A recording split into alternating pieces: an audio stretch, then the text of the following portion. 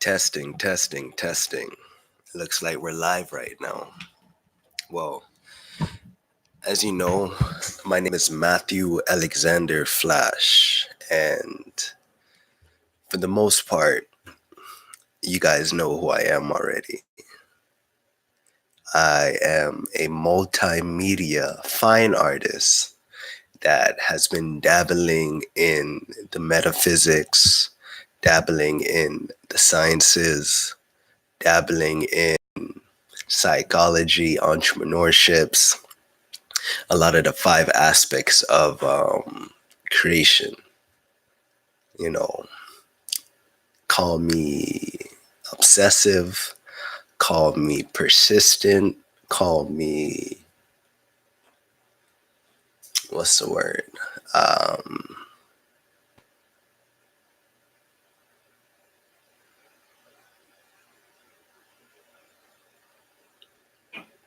There goes a moment of silence. Well, I won't go into further details with the adjectives and the pronouns.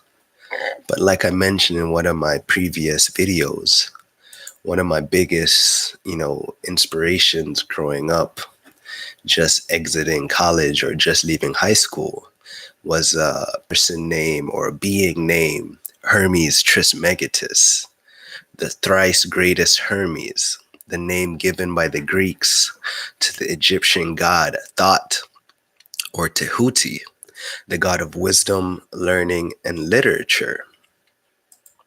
Now, I'm sure any scholars or any mystics know who this person is. I'm sure you guys read the Emerald Tablets, the Kabbalion, and a lot of these different mystical books. And those were the things that I was interested in growing up, becoming a scholar. So, right now I'm 27 years old.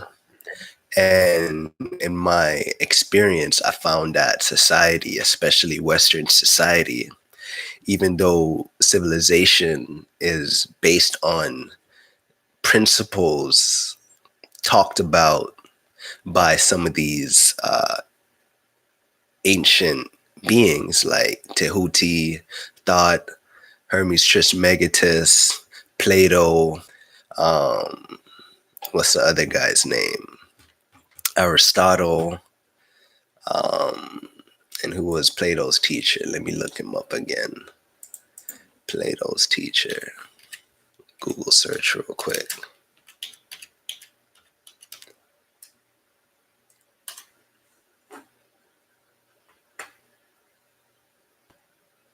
Socrates. That's what I'm talking about. Socrates.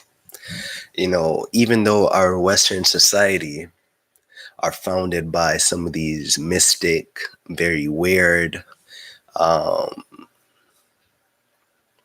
uncommon characters, I found in my experience that society would judge you or criticize you for acquiring or attempting to achieve these statuses, as if they forgot that their society and their civilization as they know today is based on these exact people. Just like the story of Julius Caesar and Mark Antony, who basically tried to seduce or was seduced by Cleopatra when this massive shift of power happened between the Western Greek Roman world and the Eastern Egyptian, Ethiopian, Nubian temperament or philosophies and sciences. Even though we know genuinely that these things happen, because of the power structure in society of individuals that want to maintain power, they don't want your psychology or your psyche to digest this information. They want to pretend that those didn't exist, and they only want to talk to you about slavery and about being captured, brought over by slave ships, and being picking cotton, fighting for civil rights to drink at the same water fountain, and topics of that nature. Now, all of that history is above my pay grade. I don't find pleasure in dwelling on those things, but I set that as a cornerstone to for you, my viewers, to acknowledge that, at the end of the day, I come from history. If you don't know your roots, where you're coming from, how are you going to know where you're heading in the future? So despite what social media want to says, despite what my competitors want to say, despite what, uh, you know, enemies want to say, I'm coming from a place of history, a place of roots and culture. I'm a Jamaican born American because I was born in Kingston, but I was raised in Fort Lauderdale. So even though I came here as a baby, I did the best that I can. My family did, at least, to make sure that I maintain my culture. My favorite food is ackee and sawfish, callaloo, green banana, yam, breadfruit, soa sop. I love drinking sorrow. Nobody can tell me that I'm not a part of my culture. But at the same time, I was raised in America, so I do understand the American ideology and American culture. So, if ICE is listening to this, I'm more American than some of your American-born natural right citizens. Just playing the devil's advocate here.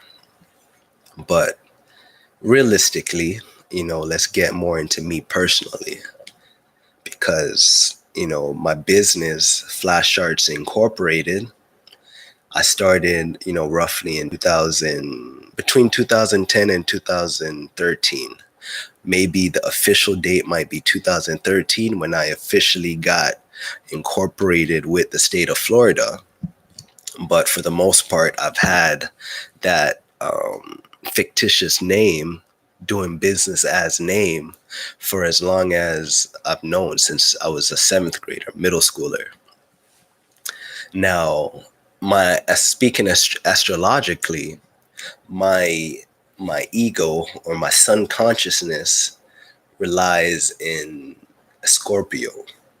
Anybody who's big on the chakras, big on metaphysics and constellations, astrology, that people of a Scorpio mindset, they rely in the sacral chakra, in the sexual organs.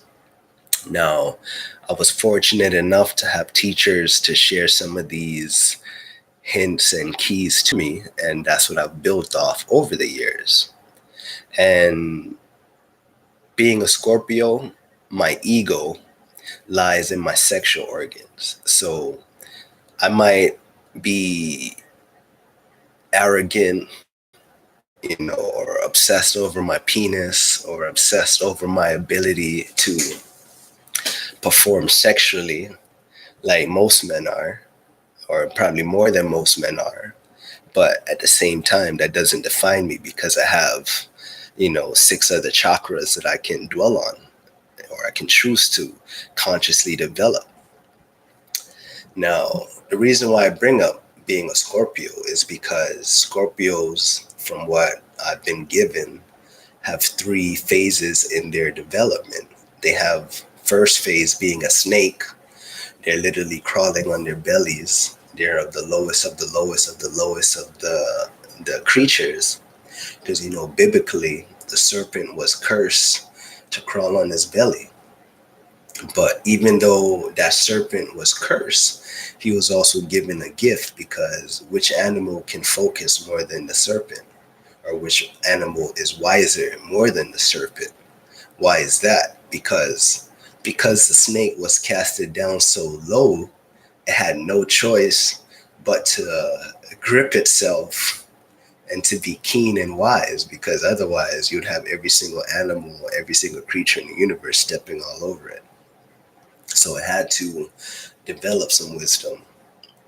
Now that same snake, astrologically, it says that an eagle comes, picks up the snake, and takes the snake up to new heights. And now you have the snake and the eagle, or the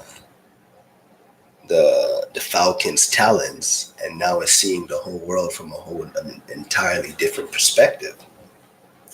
And that same falcon, at the height of its spiritual development, catches on fire like the phoenix. It burns, it dies, and it reborns into something completely new. And that's the story of the Scorpio. You can read about it, you can study it, you could do your own research. And the reason why I share that story is because that's how my life has been. Whether I chose it, whether I decide to, focus on it, that's literally what happened. I wasn't a bad kid growing up, but I was heavily into the metaphysics, heavily into the martial arts, heavily into spiritual realms, mysticisms, occult readings.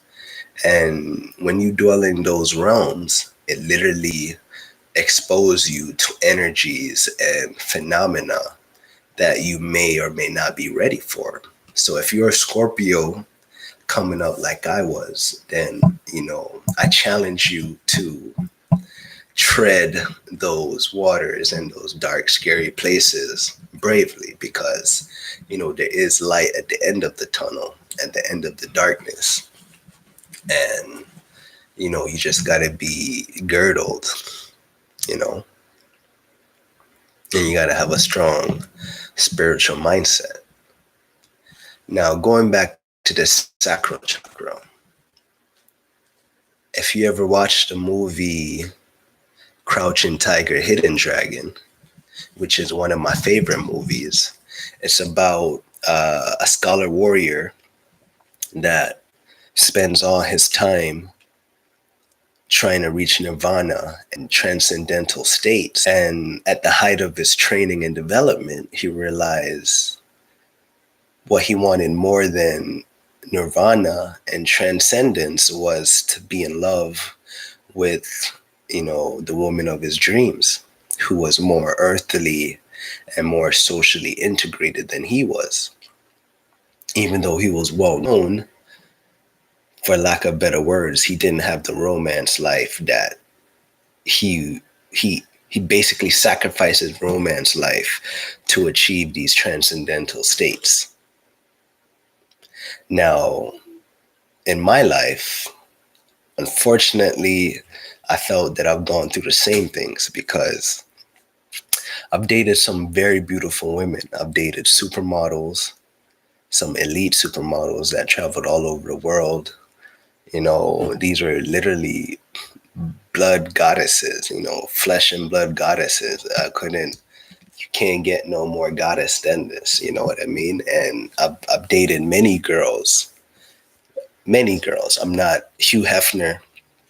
I'm not like a professional athlete that goes through hundreds of them, but I've dated enough women to know the difference between qualities, you know what I mean? So when I received these goddesses in my life, my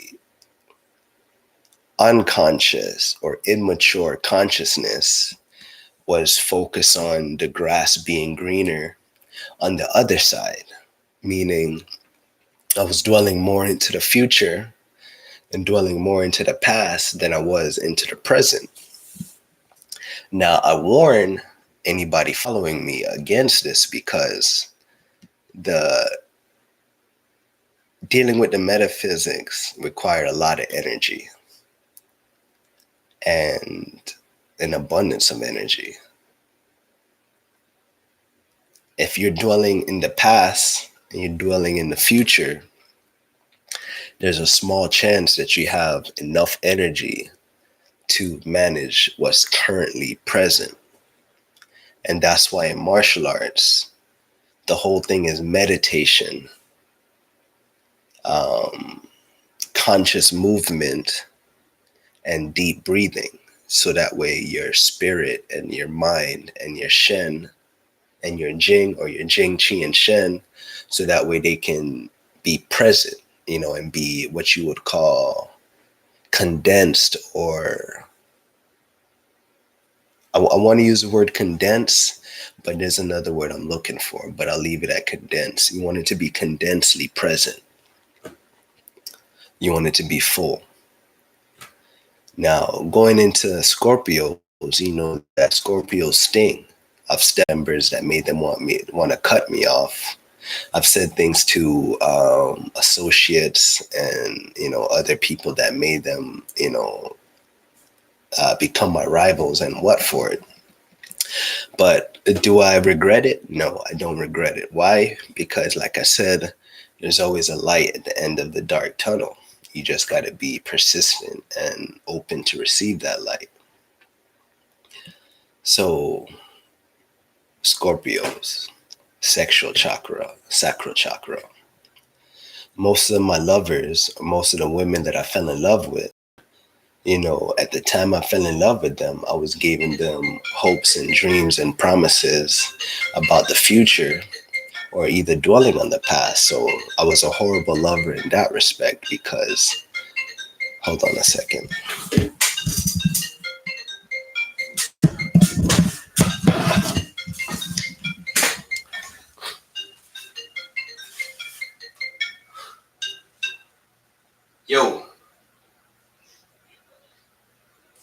Yo, I'm on a live video right now. Let me give you a call back. I'm on a live video. Yeah, I lost your number, but I'm gonna call you right back after this video. I'm done.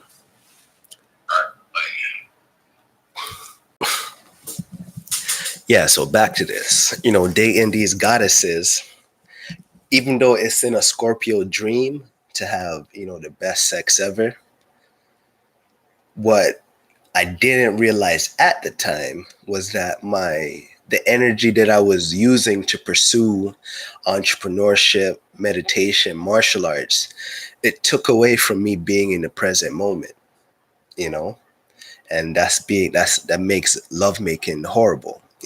I admit I was a horrible lovemaker at one particular time in my life. Why? Only because I was dwelling in the past and the future instead of the present. That's the only thing. Now, egos, my Scorpio, being a Scorpio, my ego is in my sexual ability. I've experienced, shame. I've experienced ego boosting sensations. I've had girls say, "Oh, wow, this is the biggest penis I've ever seen." And I've also had those same exact girls say, "Oh man, you can't please me at all. Your penis is so small. I've had lovers with bigger penises than you." And that's the truth.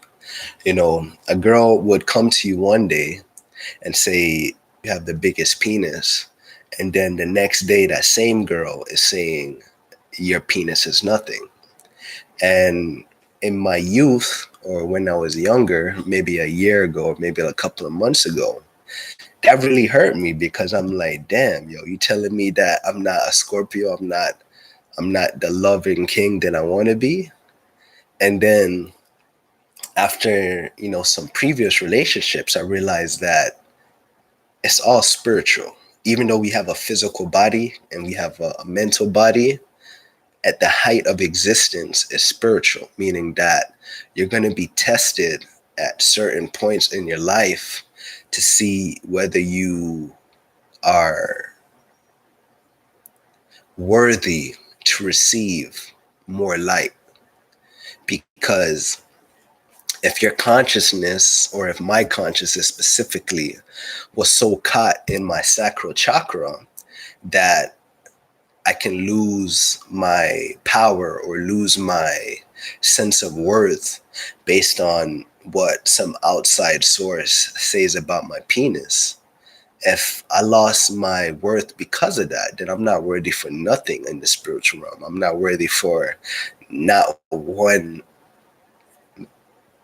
crumb of bread from the master's table. Now, if you watch some of these spiritual movies, you'll see that they often tell you that these spiritual gurus or these monks or whatever, they abstain from sex for many, many years so that way they could achieve what they wanted to achieve. They call it sexual alchemy. Now, let me see, I might have a book here. I have a book in my library someplace called Think and Grow Rich. And Napoleon Hill talks about sexual transmutation, I believe in chapter 11. And like I told you earlier, I'm a Scorpio. Scorpios are born in November, which is the 11th month. And that happened to be the 11th chapter in Think and Grow Rich. So, egos aside, Scorpios are literally the epitome and the ruler of sex. It's like all we do is study sex. I probably read every single tantra book known to man. My tantra library is probably larger than I don't know. I'm not gonna ego aside, but I at least have at least 100 tantra books, a minimum of 100 books, and I've read every single one of them. Does that make me the best lover? No. It just means that I've spent a lot of time reading up on the subject matter. Now, your conscious and your subconscious are two different things. So you could subconsciously know something and not act on it. And you can subconsciously act on something and consciously not know what you're doing. So, there's always reading and there's always living. Now, as a reader, that's one aspect of gaining background information, but the real work is conscious in the present. That's why I said, if you're a Scorpio like me, even though you read all these books on sexuality, tantra, sexual transmutation, you want to put it into practice and take it step by step. Going from where I was coming from, or where I came from, of thinking too much. You want to be in the moment. You want to be present, so you want to, when you all right, let me take it a step back. One of my favorite books is called The White Tigress. And then it has a follow-up book called The Jade Dragon. It's called the sexual teachings of the White Tigress and the sexual teachings of the Jade Dragon. So it's basically a dominant, submissive type of school. So you have this white tigress who, for the most part, you can consider her in psychology the whore. In Jungian psychology, let me put up some young archetypes here. Young archetypes for the anima.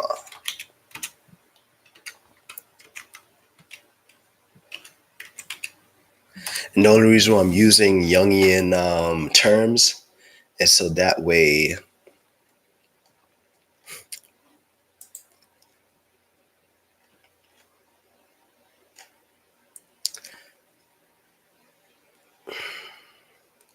I can relate to you a little bit more.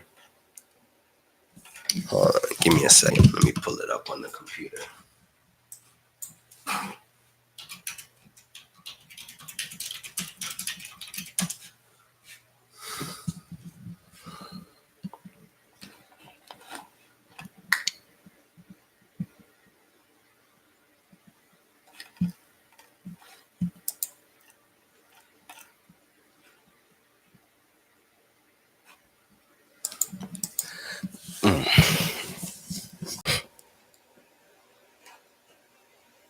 He actually has lists. I should have pulled this up before, but I didn't know I would get into this part of the lecture, to be honest.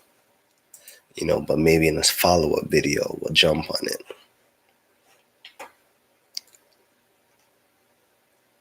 But he has them listed as Eve, Helen, Mary, and Sophia.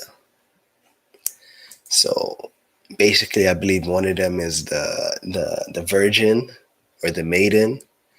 Then you have the harlot. Then you have the wife. And then you have the crone.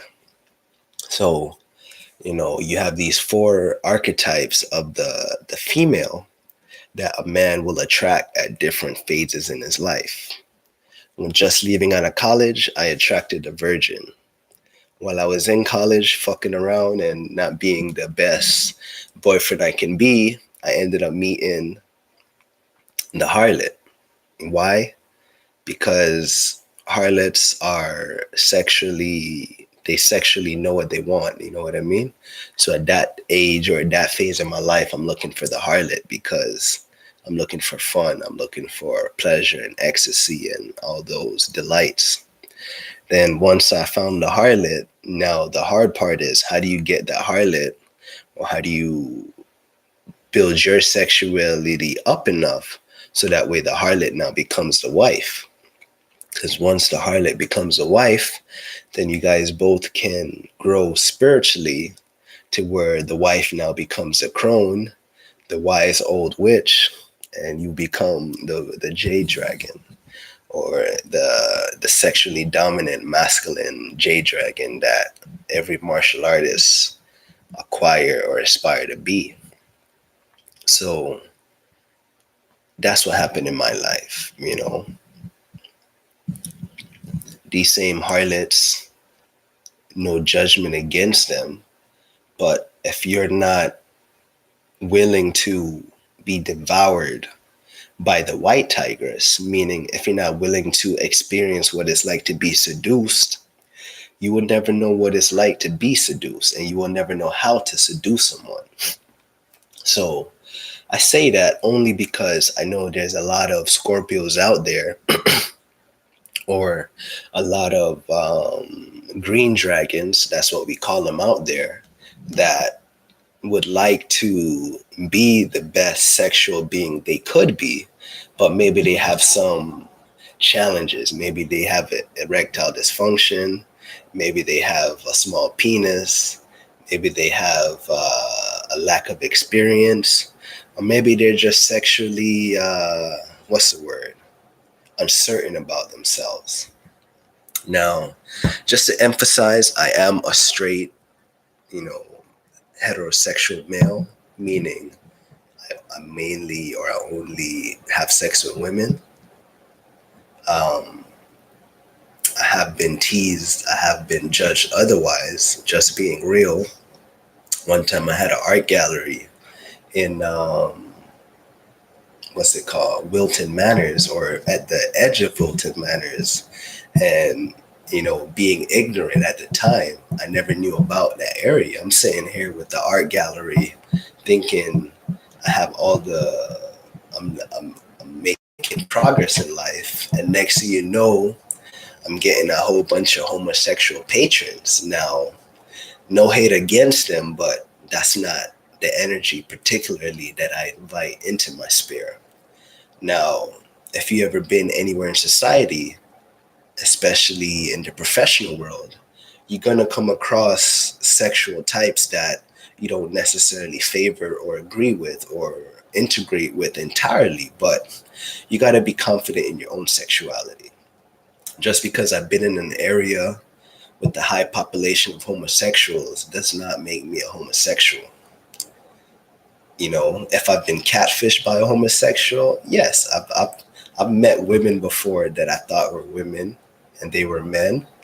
Does that make me homosexual? No, it does not. But at the same time, I let you as a audience, you know, learn from that. You know what I mean? The media is gonna do whatever they would like to do to put you into this box. How many artists have they labeled homosexuals? Why? Michael Jackson was considered a homosexual. Was he a homosexual? I hope not. I don't think he was. Was Prince a homosexual? I hope not. I don't think he was. But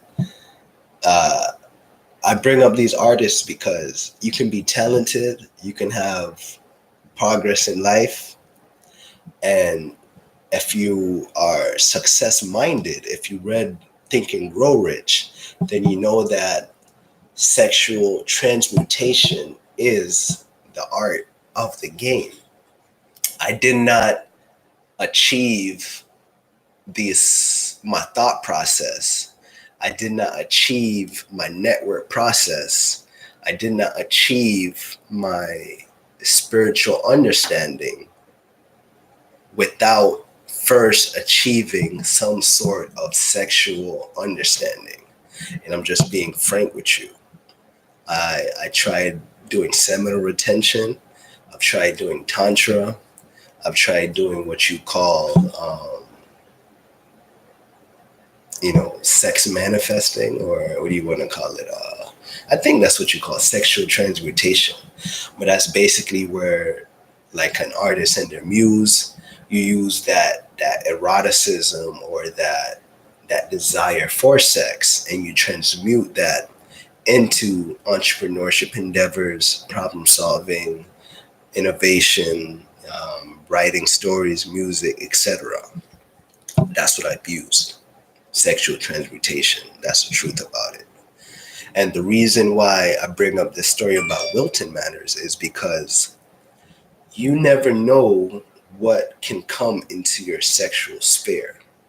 And you want to be, from my experience, you want to have an offense and a defense, because if your sexual program says that you're heterosexual, meaning that you like the opposite sex, there's going to be spirits, because we live in a spiritual world, that they're going to send homosexuals to you to test and see if you can maintain your sexuality or your sexual identity. For example, would be that famous artist Basquiat. From my education, I learned that he wasn't homosexual. It's just that he was involved with homosexuals and he was at the wrong place at the wrong time. With the use of drugs and other narcotics, he ended up in a homosexual situation. And ever since then, society paired him up with, what's that guy's name? The guy that did all the canned soups or whatever. His name slipped my mind. But I warned you guys about that because according to the law of attraction, energy is very contagious, or energy is very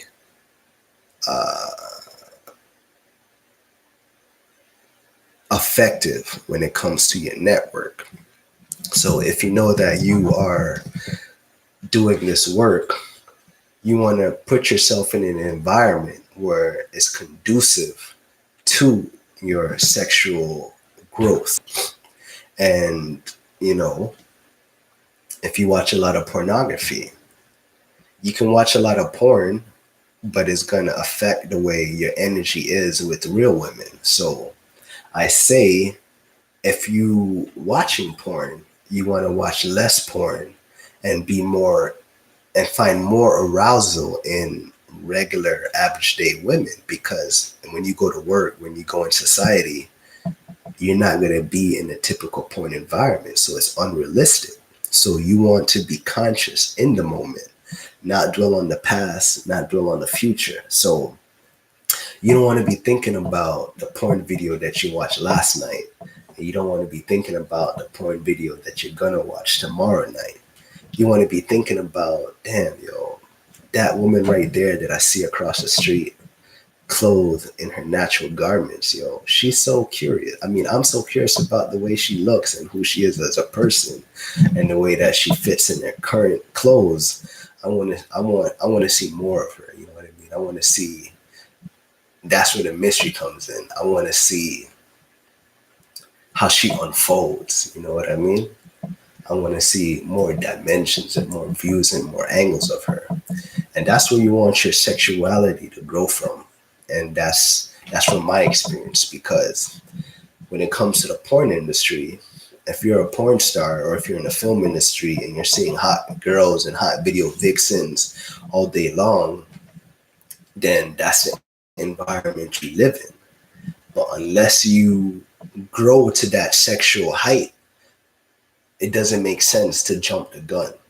You want to start from clothed women, average women, expand from there, and then as your sexuality becomes more potent, then now you can say, wow, now every girl, now your sexuality is so potent and your law of attraction is so potent. Now you find that you're in a job and it's the hottest girls you've ever seen. You might be on the college campus and every girl in your class is like the hottest girl ever. And then that's fine because that's your energy matrix. So now you got all these hot women around you, and I'm speaking from a male aspect. Vice versa, if you're a woman, it might be the opposite, you know. But from a male aspect, once you see all these hot women around you, now it's time to interact. Now the game is escalate this interaction into an erotic, playful sensation. You know what I mean? And that's one of the stage I'm trying to perfect right now in my life, because I've gone from having multiple girlfriends to having no girlfriends. You know, I've lived both extremes of life. Why? Having a lot of girlfriends, you got to have a lot of sexual energy. Having no girlfriends, you might fall into wasting energy through masturbation. Now, we're all adults. If you never masturbated in your life, then I would say that you have to explore more, you know. If you don't know what pleases you, how would you know how would somebody else know how to please you? So I believe masturbation plays an important role in sexual development. But the problem is when you do it excessively. I've been on dry spells to where I've had no girlfriends for a year, 2 years, and excessive masturbation. But what I found and experienced was that excessive masturbation, even though it was pleasurable, it depleted my yang energy or my masculine energy in the form where I wasn't attracting the girls for some reason. You know what I mean? But let's say, for example, I can masturbate to a really hot porno video. The energy in that is not going to be as potent as if you abstained from masturbating and went on an average date with, let's say, a not so attractive girl. The energy with that not so attractive girl might be more potent than the energy of the really hot, attractive porno video. Because the not so attractive girl is real pheromones. It's a real energy matrix. It's a real body. So just the tactile touch of that individual is enough to improve your law of attraction or energy matrix. Now, I think we went a long way. We started out at Hermes Trismegistus. We went into my constellation, which is the Scorpio, and that's basically at the sacral chakra. That's the second from the base, so that's the second chakra. You got the root chakra, which is your fight or flight. Then you have your sacral chakra, which is your sexual ability and your sexual prowess. Now, there's going to be more videos where I'm going to talk about how each of these chakras had affected my life. And egos aside, if you're not real enough to talk about growth and development of chakras, I don't want you on this site. I don't want your energy. I don't want your feedback. And I don't credit anything that you would comment about what I'm talking about. On the other hand, if you're about spiritual development, if you're about spiritual growth, if you're a teacher, if you're a healer, if you're trying to get from one spectrum to the next, let's talk about real life practices, and we'll go from there.